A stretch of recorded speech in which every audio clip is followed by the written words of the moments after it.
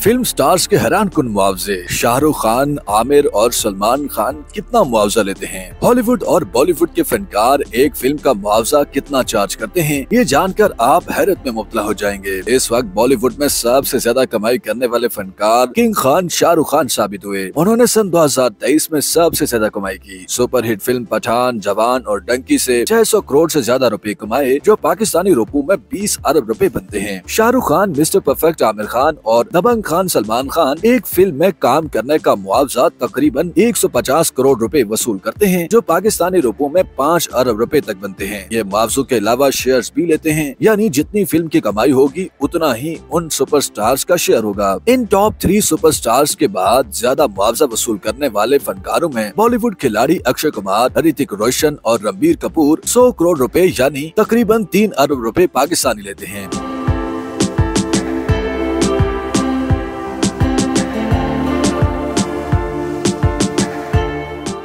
एक फिल्म का अजय देवगन 80 करोड़ रुपए वसूल करते हैं, जो पाकिस्तानी 2 अरब 40 करोड़ रुपए बनते हैं। बॉलीवुड की हसीनाओं की बात करें तो इनमें दीपिका पादुकोण 30 करोड़ रुपए, जो पाकिस्तानी 90 करोड़ रुपए बनते हैं। आलिया भट्ट और कटरीना कैफ एक फिल्म का मुआवजा 20 करोड़ रुपए लेती हैं, जो पाकिस्तानी रुपयों में 70 करोड़ रुपए बनते हैं। बॉलीवुड की बेबो, करीना कपूर और अनुष्का शर्मा एक फिल्म से 18 करोड़ रुपए कमाती है, जो पाकिस्तानी रुपयों में 60 करोड़ रुपए बनते हैं।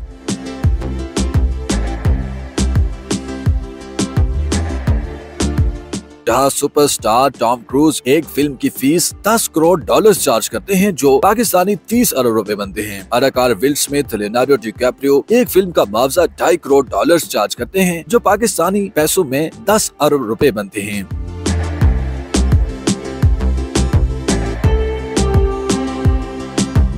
अब हम पाकिस्तानी फनकारों की बात करते हैं। पाकिस्तान में सिनेमा घरों की तादाद तकरीबन 100 के करीब है, जो बहुत कलील है। इसकी वजह से फिल्म ज्यादा बिजनेस नहीं कर पाती है, और यही वजह है कि पाकिस्तान में बॉलीवुड के मुकाबले में फनकारों के बहुत मुआवजे कम हैं। मौला जट और वार जैसी सुपरहिट फिल्मों के स्टार्स फवाद खान, हुमायूं सईद, माहिरा खान, महविश हयात और सबा कमर एक फिल्म में काम करने का मुआवजा 5 करोड़ रुपए से जायद चार्ज करते हैं। काश पाकिस्तानी फिल्म इंडस्ट्री कभी माजी की तरह परवान चढ़े और यहाँ के फनकारों के मुआवजों में भी इजाफा हो सके।